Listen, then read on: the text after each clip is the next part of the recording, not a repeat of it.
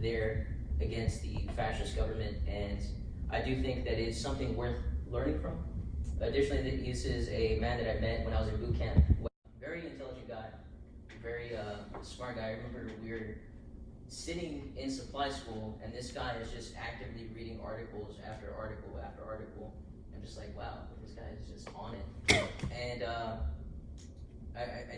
he is also a former student of UT.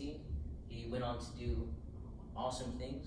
I think he's just generally a scholar of life, and I think every time I talk to this guy, I learn some new stuff. So, without further ado, I'd like to introduce you to Benjamin Song. Hey, my name is Benjamin Song. I guess just a little bit about me briefly, and then I want to show you all this video, and I'll jump into talking about Hong Kong. I met Greg in the Marine Corps, also a super smart guy. We had good times there. I am a former student of UT and UTA. I was actually president of the College Republicans here at UTA in 2014 or 15. I don't remember the year. I went on to join the Libertarian Party. I was a state board member for the Libertarian Party of Texas in 2016. I got involved in direct activism in 2017. I went out to San Francisco for what was billed as this big Antifa event. There was a November 5th uprising or whatever. But I went in there and I found out some really interesting things. It was actually a Maoist event. There weren't Antifa people. I had gotten all my news from Fox News and InfoWars, and they billed it as this communist revolution. So I learned a lot there, and I decided I wanted to be on the ground more. I decided to go to Hong Kong after following it in the news. It was on my Facebook feed a lot. I'm not sure why. My family's not from Hong Kong. I really have no connection to it, but I was truly inspired by really this basic struggle for freedom. And I decided to go over there.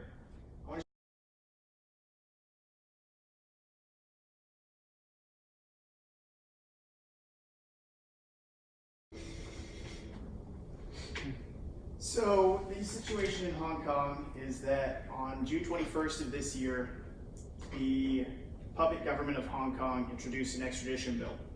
This extradition bill would have allowed for the prosecution of Hong Kong citizens under Chinese law and extradition to the mainland. A little backstory about Hong Kong. Hong Kong was a British colony for over 140 years until 1997.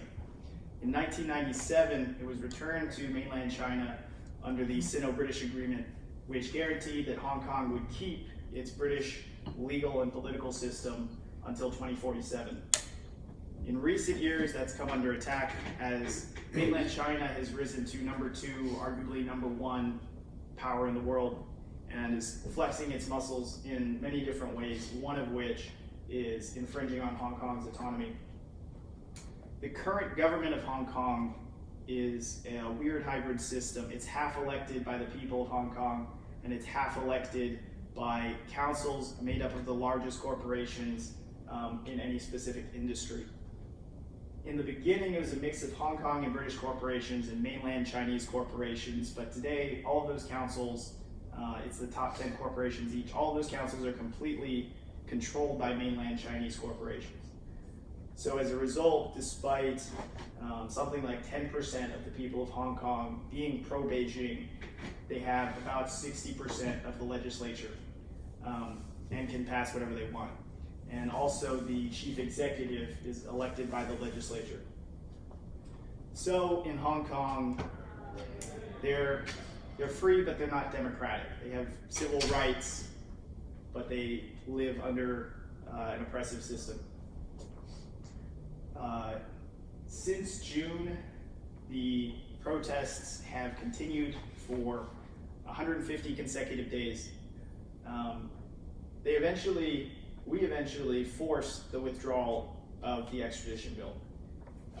The remaining struggle is for 5 core demands, 4 left, which the protesters will stand and say 5 demands, not 1 less. Those demands are an independent investigation of the police, the removal of the characterization of the protest as riots, That's important because rioting comes with a 10-year prison sentence.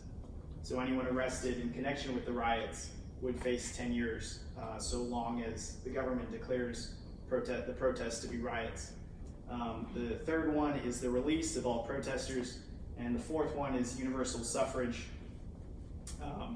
electing the entire government and the chief executive directly by the people. So my journey as I was watching all of this unfold, and as you just watched there, it's an incredibly inspirational movement. It's something that I think we as Americans can easily relate to. It's near and dear to our heart. This is a situation where every person together, everyone around you, your family, your friends, they all had a do or die moment, and they decided to stand up and say, give me liberty or give me death.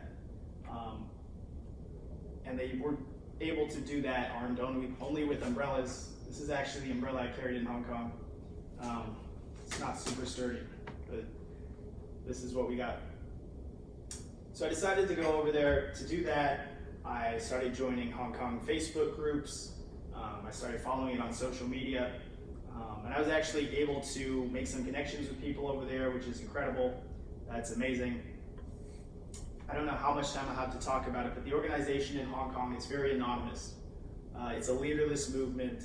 It all happens online through encrypted messaging services like Telegram, which I recommend everybody get, and through LIHKG, which is like a Reddit, but only for Hong Kong. So I was able to meet these people and connect with them, and they were able to help me out both before I got there and once I got on the ground. The first thing I did when I arrived in Hong Kong is I went to purchase gear. They call the protective equipment gear, or gears. So I went to a shop that someone had told me about that still had gear. And I went to buy a face mask and a helmet, and they told me it's going to be $450 US, which is insane. This is a $25 3M construction mask and $2 construction helmet. So I couldn't afford that. I didn't know what I was going to do.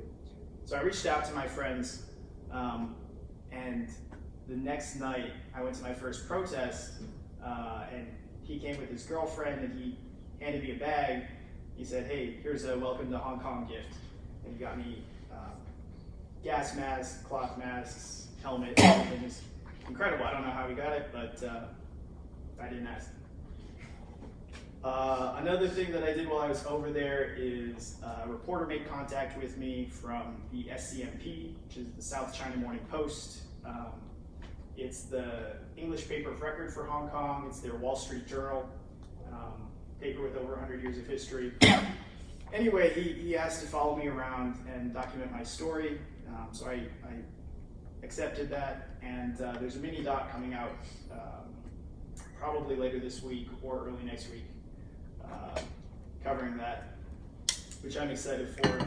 What I saw on the ground there is a movement like I'd never seen before, coming from the US. We're talking about protests with hundreds of thousands of people. You can't see hundreds of thousands of people anywhere in the US. Our largest stadium is 100, 120, something like that. So if you can imagine the largest sports stadium in the country, and then 2 or 3 times that, people marching in the streets. It's unbelievable. The unity, the organization, there was no littering. That was crazy to me. There's no littering.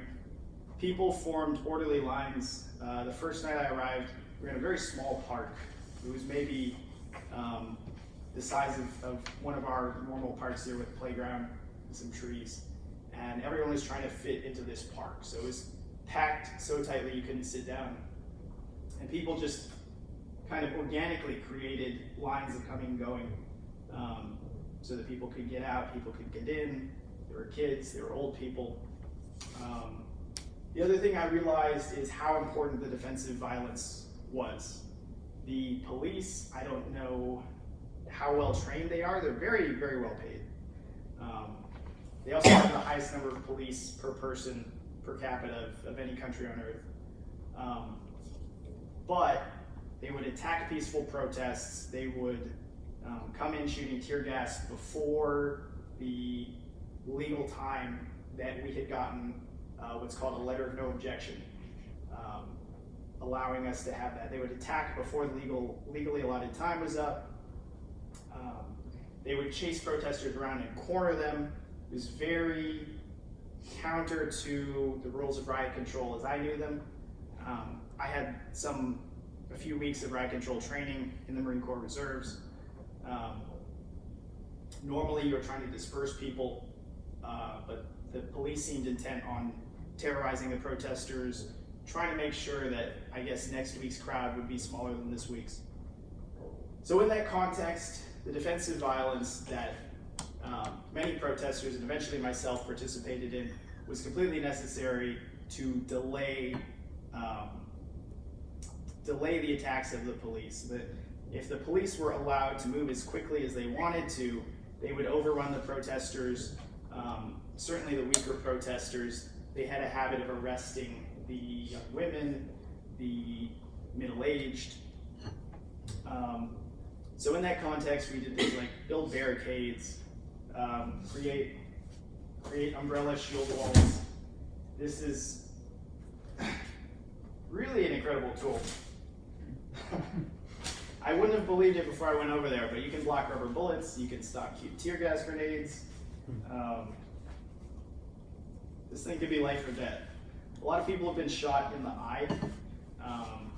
There's an Indonesian reporter right now who actually lost her eye after being shot in the eye by a rubber bullet. Reporters have suffered a tremendous amount of violence during these protests. Dozens of them have been hit, have been shot, have been arrested. The press plays a completely different role in Hong Kong. That was also incredible to see.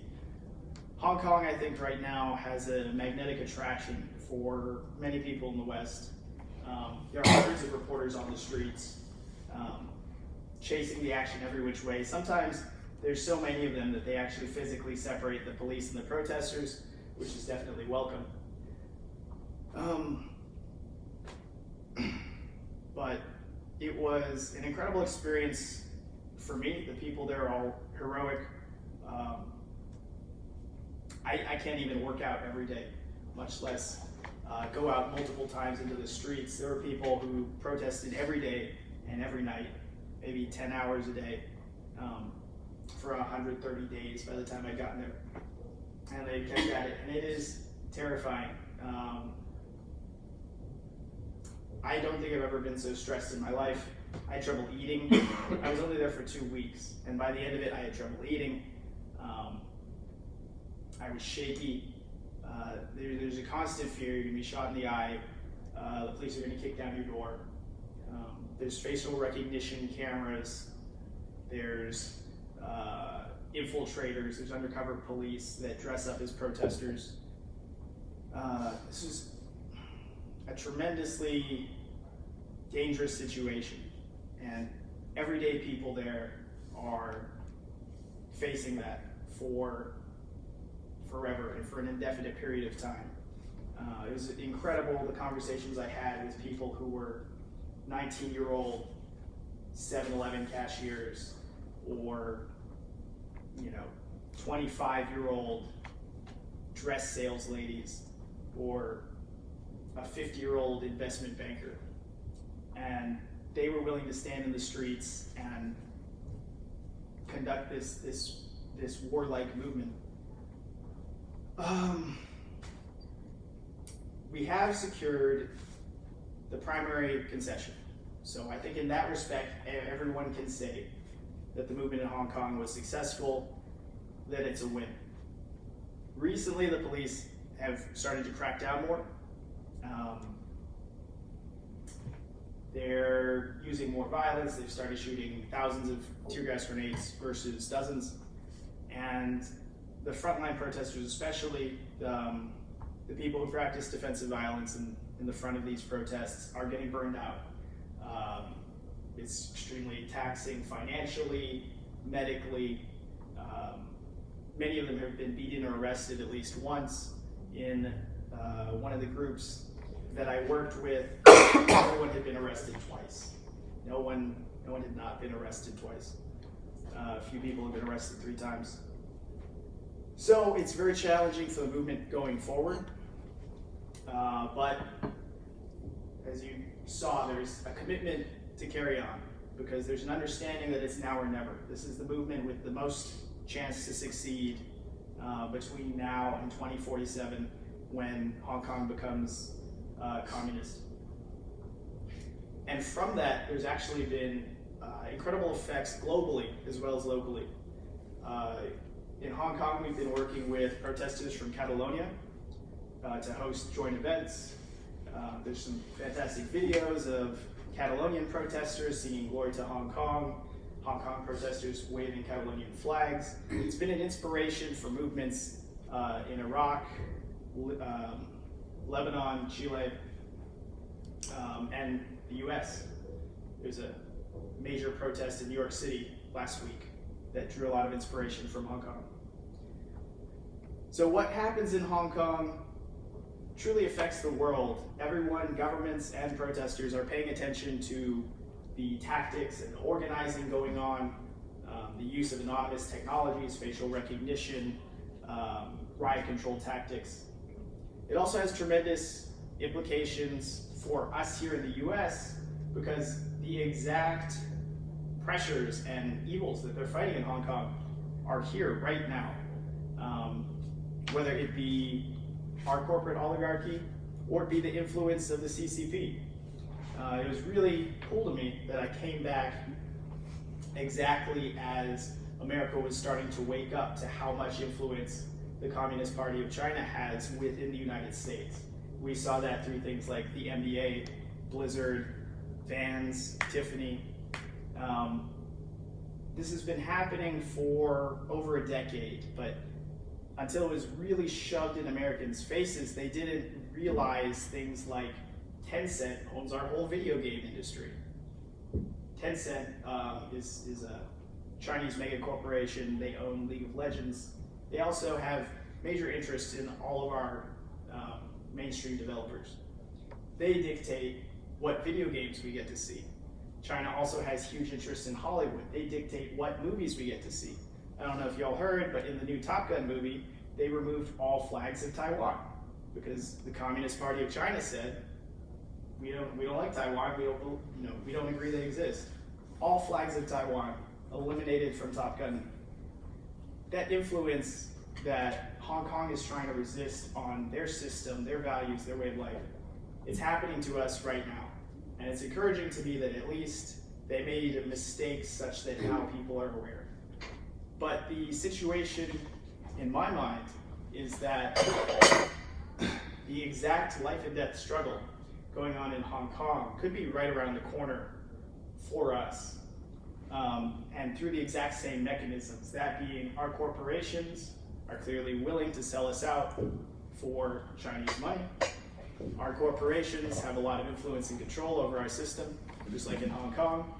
And so the logical conclusion is that eventually that Chinese influence in our corporations will start to affect our life, our way of life, our values here in the United States. And we can already see that with people getting thrown out of NBA games, with Blizzard champions having their winnings taken away and be banned. And it will only grow from there. So that's why I'm going back, bringing more supplies. I'm going to keep up the fight. I'm going to Hong Kong not as an American, but as someone who cares very deeply about freedom anywhere. But I also believe that if Hong Kong loses, and loses quickly and easily, and the conclusion that is drawn is that we can force the people to accept the will of the Communist Party of China, then that lesson will have repercussions for my friends and family here in the United States. It's only the second time I think I've spoken about this, so I hope that wasn't too confusing. If anyone has any questions. I was wondering if you could speak on, I guess, the 4 others that need to be done, and you've got this kind of deadline of 2047 that appears to be far off. Do you think this is something that would die out if those 4 are not met within like a decade or something? I can't speak to what the body of Hong Kong people will do because I am, in the end, an outsider. What I've seen is that there's still a lot of commitment. It's very difficult for people with no outside financial resources. All of the organization is done anonymously, leaderlessly, informally. So there's no war chest, you know. The cashier at 7-Eleven is self-funding. I talked to a man, he's a programmer, and he said he spent 30,000 US since the protest started on gear, on ad buys, on whatever else. So it's a tremendous burden to keep up the fight, but I am seeing a lot of commitment.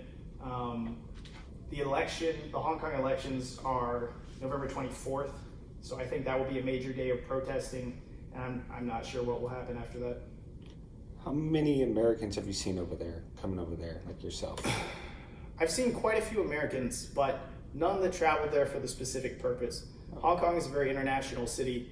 Mm-hmm. There are many expats participating in the protests. Some of them are even frontliners.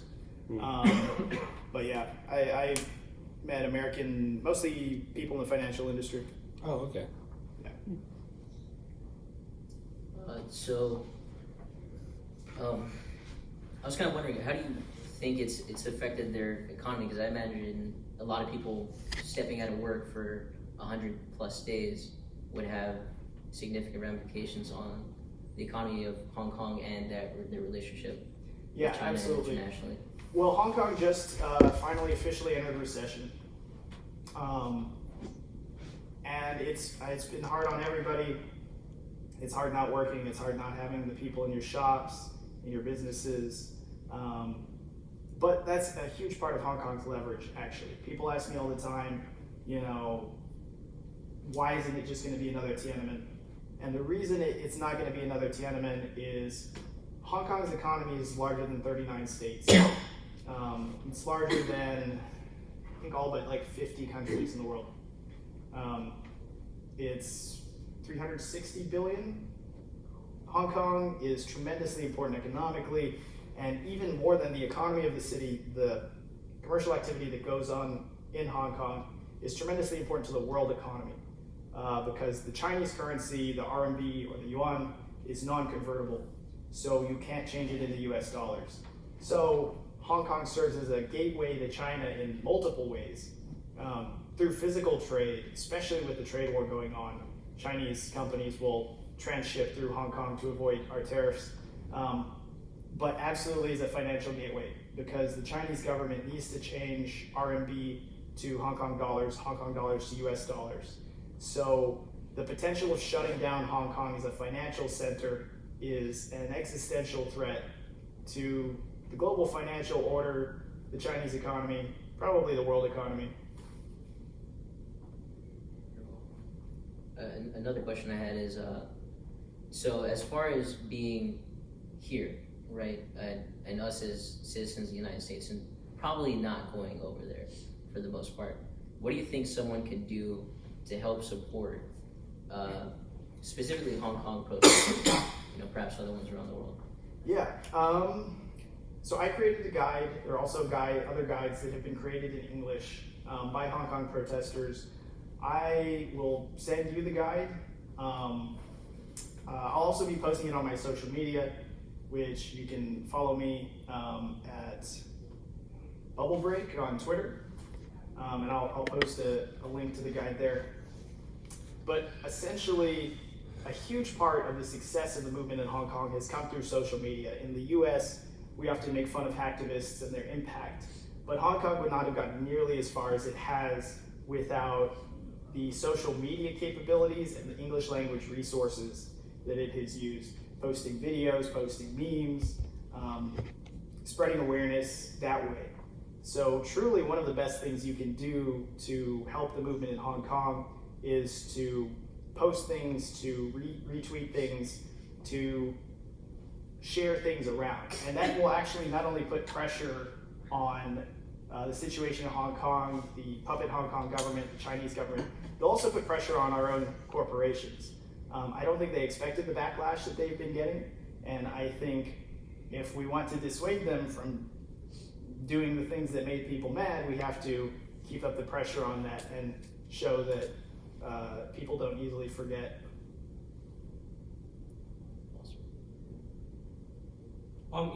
They're talking about the impending, the 2047 when Hong Kong, I guess it's just grafted into China, no longer independent and communist. What do these people think about that? I mean, the extradition is bad in its own respect, but that's nowhere near approaching what kind of effects communism would have on these people. So, I mean, Right. What do they intend? Do they intend to stop that, or? Well, that's definitely a terrifying prospect for everyone in Hong Kong. A lot of people left Hong Kong. A lot of people left China to come to Hong Kong in the first place. A lot of people left Hong Kong in 1997 when the handover occurred. And I'm sure a lot of people want to flee before 2047. It's taboo to talk about independence just because that's seen as such a massive provocation of the Communist Party. But in my mind, and I think the minds of a lot of Hong Kong protesters, full democracy is the necessary first step toward talking about independence, or toward protecting the system even after the handover. It would be much easier to resist an oppressive communist system if you had a fully elected government that could stand united to argue for continued autonomy or something like that. What do you think the United States government itself could do and should do in support of the protests in Hong Kong? Yeah, so generally, as a libertarian person, I'm not in favor of the US government doing things, but there actually is a lot that they can do and that they have been doing. The House of Representatives has already passed the Hong Kong Freedom and Democracy Act. And what that does is it institutes a review process for Hong Kong's most preferred trading status. So we treat the city of Hong Kong as an independent entity from China, and there's zero tariffs on anything. We give it the most preferential treatment possible. This act would institute a review that would make that special status contingent on a audit of freedom and democracy in the city. So that would put a tremendous amount of pressure on Hong Kong and also China, because like I said, China depends on Hong Kong for its financial and economic health.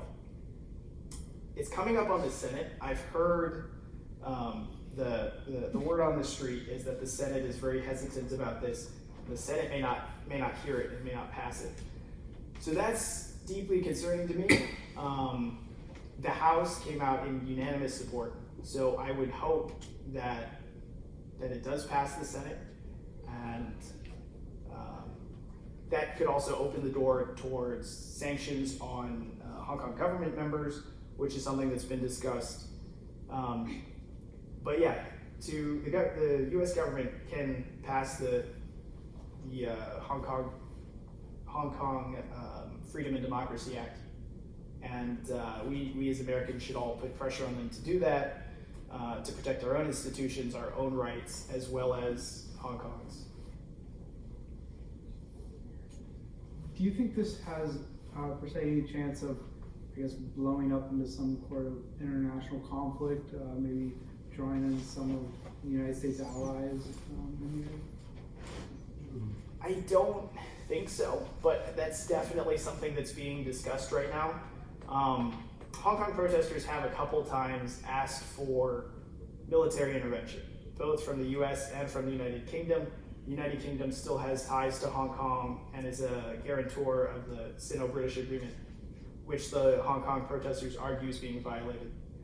So there is some possibility. I don't think anyone in the relevant governments wants that. That would be incredibly disastrous. But yes, definitely a possibility. There's a lot of tensions in Asia right now with the different island disputes. The U.S. is frequently testing what China claims is its waters. China's claimed the entire South China Sea, which is not a precedented thing. Countries don't do that. But the U.S. frequently will send ships through those waters, and the Chinese military will shadow them. So there's always potential for conflict to spark off there. It was actually one of the most outrageous things as far as corporate influence I noticed is ESPN was doing a story about the NBA controversy, and they had a map of China, and the map of China had this dotted line around the whole South China Sea, which, that's insane. So yeah, military conflict could happen, but it's quite unlikely, I think. Do you feel that you mentioned the NBA and how much flack that they got for what they pulled. Do you feel that enough pressure will be put on these companies, Nike, Vans, several others, by the American people, that China's economy would feel pressure? So the Chinese economy is already under a lot of pressure right now. They went through a major overdevelopment bubble, similar to what we did with residential in 2008. They just built a crap ton of buildings, factories, high-rises all over the country that are not valuable. No one is using them. And so they have this huge debt load that is weighing down on their economy. They don't need American companies, though. That is the crazy new paradigm, new dynamic in the world.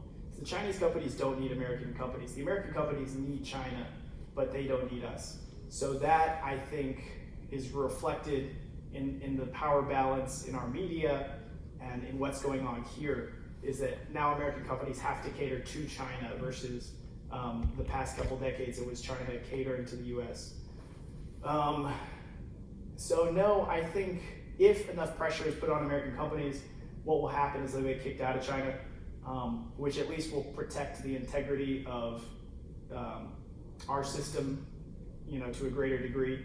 It's what happened with Facebook. It's basically Facebook has been trying to break into China for forever, but recently they just kind of gave up. They're like, okay, we're for democracy now. China won't let us in, so we're for democracy now. And you kind of saw that a little bit with the NBA, because with the protests going on in NBA games, the NBA got kicked out of China. All the preseason games got kicked out. Right. And after that, the NBA released a statement that was much more kind of pro-West, kind of like, oh, we care about free speech and blah, blah, blah, blah. Well, because the Houston Rockets are very connected with China because of Yao Ming, who played for them. So they have, their uniforms will be all in Chinese. And I know that their uniforms were pulled from stores, and I know that the NBA market in China is very big.